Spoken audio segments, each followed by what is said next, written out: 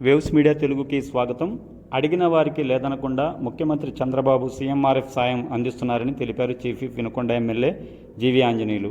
వైకాపా ప్రభుత్వం 5 ఏళ్లలో చేసిన సాయాన్ని కూటమి ఏడాదిలో అధిగమించడమే అందుకు నిదర్శనమని పేర్కొన్నారు. జగన్ 10 లక్షల కోట్ల అప్పులు వారసత్వంగా ఇచ్చినా ఆగని సంక్షేమం, అభివృద్ధి, సీఎంఆర్ఎఫ్ సహాయ పంపిణీలే చంద్రబాబు అతడికి మధ్య తేడా అన్నారు. శుక్రవారం ఆయన కార్యాలయంలో 73 మంది లబ్ధిదారులకు 38.43 లక్షల విలువైన సీఎంఆర్ఎఫ్ చెక్కులు పంపిణీ చేశారు. అనంతరం మాట్లాడుతూ ఇప్పటి వరకు రాష్ట్రంలో 500 కోట్లకు పైగా, వినుకొండ నియోజకవర్గంలో 832 మంది లబ్ధిదారులకు 5,79,49,978 సీఎంఆర్ఎఫ్ సాయం చేశామన్నారు. సీఎంఆర్ఎఫ్ చెక్కులు పంపిణీ సందర్భంగానే స్థానిక ప్రభుత్వ ఆసుపత్రుల్లో మందులు లేవు, మందులు అమ్ముకుంటున్నారని మాజీ ఎమ్మెల్యే బొల్లా బ్రహ్మనాయుడు చేసిన ఆరోపణలపై తీవ్రంగా స్పందించారు. చీఫ్ విప్ జీవీ దమ్ముంటే వచ్చి ఆ విషయం నిరూపించాలని సవాల్ చేశారు.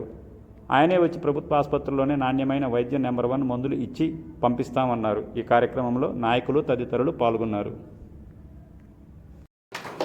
ఈరోజు 72 మందికి 3 లక్షల, ఈరోజు 72 మందికి 38,43,000 అందిస్తున్నాం. 72 మందికి 38,43,000 రూపాయలు ఈరోజు అందిస్తున్నాం. చాలా సంతోషం. ఇప్పటి వరకు మన ఎన్డీఏ ప్రభుత్వం వచ్చినాక ఈ 13 నెలల కాలంలో 832 మందికి అందించడం జరిగింది.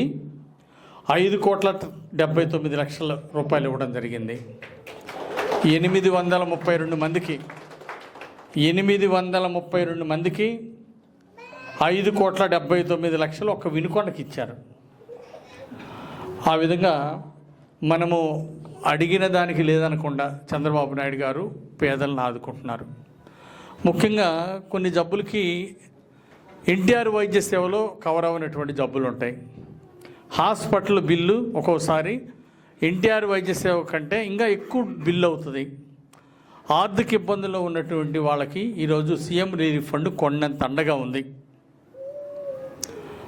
ఈ విధంగా పేదవాళ్ళకి, నిరుపేదలకి ప్రభుత్వం ఆదుకుంటూ ఈరోజు రాష్ట్రంలో 500 కోట్ల రూపాయలు పైగా ఈరోజు మీలాంటి పేద ప్రజలకు సహాయం చేశారు ఈ పథకం ద్వారా, సీఎం రిలీఫ్ ఫండ్ ద్వారా.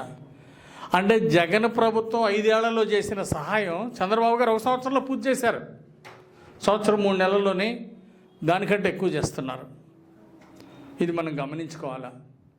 అంటే గత ప్రభుత్వం